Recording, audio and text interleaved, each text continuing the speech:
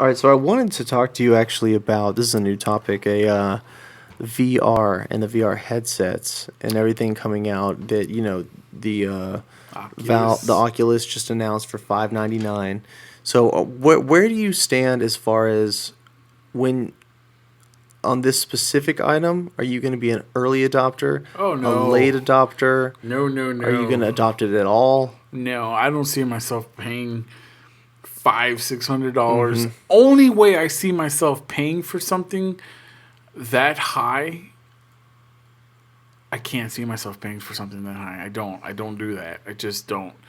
If I'm gonna get it, it's gonna be on a deal, and that's gonna be many, many, many years from now. That's going to take a while. Oh yeah, it's gonna take a long while. I'm okay. I'm not in a rush. I'm not in a rush at all. Trust me. I want to experience it, and I want someone I know to have it so I can experience it. I don't personally want to pay $599, but I want to try it out. Considering I have never tried it, but I want to try it out in leisure. I don't want to be on a stage floor and trying it out for 30 minutes or 5 minutes in front of people. Like, right. No, I want to sit at my house, and I want about 100 programs in front of me, and I want to go through them. And I want to sit there and I want to experience each one. And unfortunately, for you to do that, you have to come up with the money. Yeah. So the only way you're really going to experience it if it's at a con somewhere, like at an exhibition where they have it a free one for you to try out, Yeah. And that's where I've seen them at the cons. They'll have a little demonstration. Yeah, booth. but then that's like one game. Like I don't want to do. That's not what my first experience. I don't want that to be my first experience. Right. My first experience, I want to be able to. If I'm not liking whatever I'm doing, I want to turn it off and go to the next one. Right. And out of 100, I'm gonna like 10 at least. I'm not really into horror or any of that kind of Same stuff. But here. I want to experience something cool and like, even if it's just, I want to experience what it's like to turn your head up and like have everything in there. Because when you look around and your eyes take in stuff, everything's different shapes and small and big, and like just there's this 3D realm to everything, and having that digitally would be so strange. But I don't want to spoil it for myself until I have a good experience. There's cheaper ways to experience it, like this guy's saying this Google Cardboard. You know what that is? No, I have no idea what that is. Okay, so you go to Google or Amazon. I think Amazon sells them. They are basically this cardboard. The only way to use this if you gotta have one of these smartphones because the screen is 4K. Okay. And the only way this VR can work is through. The reason why it's so expensive is because it has 4K technology, and that stuff is expensive. That's why your cell phones are so damn expensive, right? Yeah, the detail. Well, it's a cardboard thing that you wear over your head, and then you place the cell phone over inside of a slot in front of you, and you play it through your cell phone. It's connected through your cell phone, yeah, and that's how you use it. You have to own, but the cardboard box itself it's like $4 or $5. It's really cheap. Wow. It's the cheap man's version. We'll try it out, man. We get it. Let's try that shit out. It's a cheap man's version of the VR, and I hear it works great. Okay. So, I mean, it's no VR, or the Oculus. And I don't know what the radiuses are and everything as far as the field of vision. Right, exactly. Like, because I want a field that is like the human eye, which I think is almost 180. Or I don't know. I think the human eye is like I don't know. It's something almost 180. You can almost see, like, when I look that way, I can't see over here. But when I look straight, I can almost see. 180. I don't know. And that vision in digitally is what I'm waiting for. If it's more like this, and it's like this weird little screen in front of me, I can hold a screen in front of me. I don't need that. But I need. And I'm sure that won't be good for your eyes. No, but I've heard from testimonials from everyone else in other podcasts, like when they're like, when I looked up, there was a dinosaur over me, and it was walking over me, and I'm like, cool. That is what I want to experience. I want to experience something really interesting like that. And I'm sure everyone's talked about all the applications you can have for it as far as like real life stuff. Right. Put you on the front floor of a sports game. Put you in the front floor of the president's address. Put you in different simulations in for different various reasons. There's a lot of application for this, but video game wise and digital wise, like this could quickly become. Oh yeah. So intense. Yeah, most definitely. So deep and but people getting lost. It's just so expensive, man. It's insane amount of money that you just to experience something, you know. And what if you don't like it? What if you invest in it and you don't like it?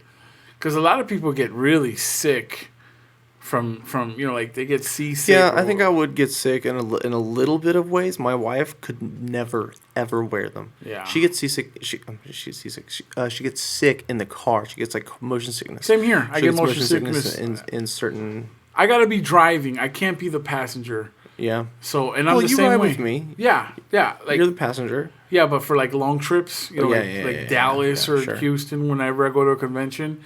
Like, I have to be the one driving because if I'm not, I just get really motion sickness and it sucks.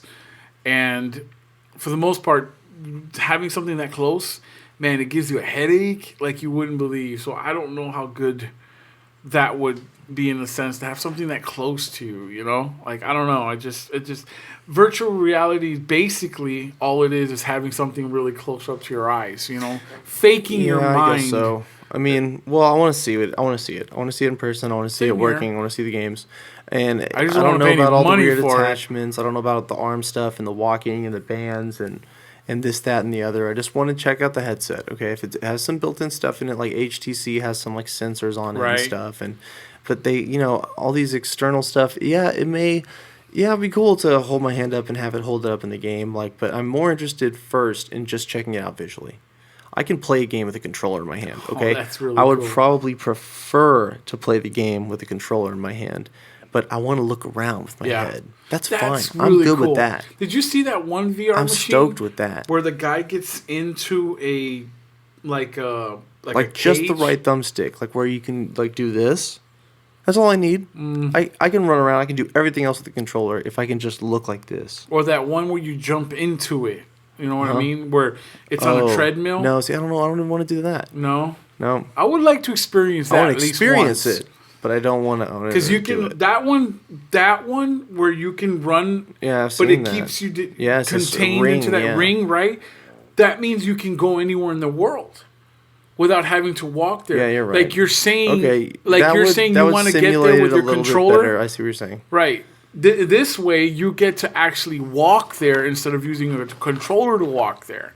You know, this way, I seen that guy like run, like take off, and then they show his screen, and he's taking off. You know, and I thought that was really cool. That's pretty cool. They're cool inventions. Credit to everybody who's pushing this genre harder, and VR is only going to get bigger, and it's going to get more into the mainstream, and people are going to have all sorts of amazing applications for it. Truly amazing applications. Someone gave an example of someone using it to, like, if someone's, like, sickly or something and they're in a bed, they can use it to, like... There you go. To be in the living room with their kids while they're opening Christmas presents. It's not just basic stuff. Right. It's not the answer all. It's just it's something to get by, I guess. I mean, and that's a new technology. That's a totally new technology, and there's going to be hiccups along the way. I'm sure the first VR machines that are sold are not. I'm sure what's going to wind up happening with the VR, it's going to be like the Virtual Boy, only a couple of units being sold, and it's going to come out to be ultra rare because not so many sold. I hope it catches on a little bit more. A lot of people are behind it, and but at $500. It's a lot of money. $599, $600. $600 and plus what tax. kind of games are coming out for it? It's $45. I haven't heard any games. No big name games yet. Right, so I'm like spending $500 just on the hardware. Yeah, and then you're waiting. Something has to come out for it to be like, whoa, yes, I'm spending like Halo 6 on it. Like, fuck yeah, I'm gonna buy like Half-Life 3 or something. Right, something cool, you know. And so VR for horror. So I'm not into horror at all. That would be my worst nightmare. Oh yeah. I don't think I'd ever want to experience a horror game stuck inside of it with my fucking headset on. Like, I played PT. Okay, I'm not. Like, I did too. You were there. Like, with I'm not me. gonna like not play it. We played it together. Those aren't my things I seek out. That was a unique experience that I really enjoyed, and I was freaked out. And I played it with another group of friends too, and we were like truly like freaked out. Shit, like I can't. I didn't want to play it alone. I played it with friends, and but that's not my. I don't go watch horror movies. Yeah, that's not my cup of tea. Same here. That is not the experience I really even care for on VR, and that's just my personal opinion. But like, But I'm sure. Let's think about it. For horror people, it's probably the next best thing in the world. Yes. I mean, how much more can you get pulled in than a movie Yes. or a game? How about combine both, where you're stuck in it like a game? You can move your head, you can do some stuff, but they're playing it out like a movie. And so it's like, how much more dreadful and fucking crazy can it get? You're gonna have to choose to like. I mean, it's gonna be intense. See, I'm not down with that. I don't like that. No, see, I mean, that's not my thing. It's not my weird cup of because tea. my brain says, yes, I like the idea of that. That sounds very cool. I like Saw. I want to watch Saw. And then my actual brain goes, no, you don't. It's not something that interests me. That's gross. I don't really like horror shit. Like, just with the images it leaves me with, and like, I don't like a lot of. That's not to say that other genres won't work. Just horror, just for me, it doesn't. Just typically it doesn't for me. Like I picture being used in space. That would be cool. That would be totally cool to be using that VR for space. Oh man, that would be. I mean, yeah, the applications for it are so infinite. They're infinite, man. You could, I mean, anything and everything, and that's the thing that it's like. So back in like whenever we create the computer, we're right. We're like, oh, what the fuck? This is it's a computer. Here's a screen and we can control what's on the screen. This is so strange. And now we're gonna live inside the motherfucking computer. I mean, it's just kind of hard for me to comprehend in a way that I see the future of it. I see the reality of it, of how it's gonna evolve, and it's freaky because. It's like a lot of science fiction movies that have already populated this idea to the public, like digital world and lay down in this chair and put this on and Matrix and blah, blah, blah. But no, it's really happening, and it's really going to come to VR. And people, I think, in 5 to 10 years are going to be just like they are addicted to... you think so? Just like they are addicted to MMOs, sitting down playing MMOs for a long time. Because I was for a long time. That's like that addicted to an MMO. Enemy? They will be addicted to this. They will be in it, and they will not leave it. And we're going to be experiencing some interesting human changes when that happens. Have you heard of the anime Sword Art Online or something? No. I've seen it. It's basically, you just explained it. It's an MMO. It's set in the future where people wear those VR things, but it's also connected to their brain. So when they play these things, they go into a sort of they go unconscious, I guess. They're like they have to lay in bed and they put on that VR unit and they go into a world where they meet their friends online.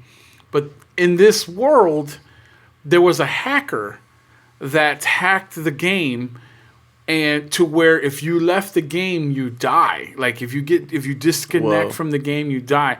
So these people are left to survive in this virtual world until they complete certain tasks. And that's how the season ended. It's like just the whole season was just them trying to do with friends, but they can't unhook. Right. So these people are literally like in hospital beds for months. Just months. Yeah, it's a crazy. Now they came out with season 2, and I have to catch up on that. So